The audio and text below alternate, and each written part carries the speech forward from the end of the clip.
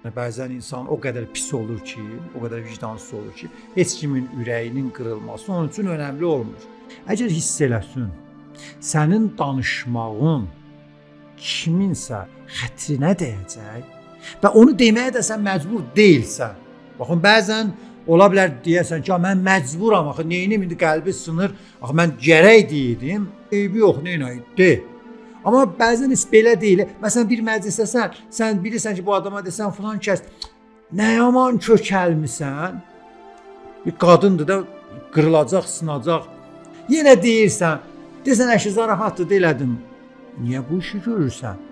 Ya onun zahirinə, onun paltarına, ya onun ailəsi haqqında bir məsələni ortaya atırsan, ya elə ikilikdə söz, amma bir şey deyirsən, bir cümlə ona işlədirsən ki, qəlbi qırıla bilər, amma yenə deyirsən. Lütfən insanların qəlbini qıracaq bir söz deməyin.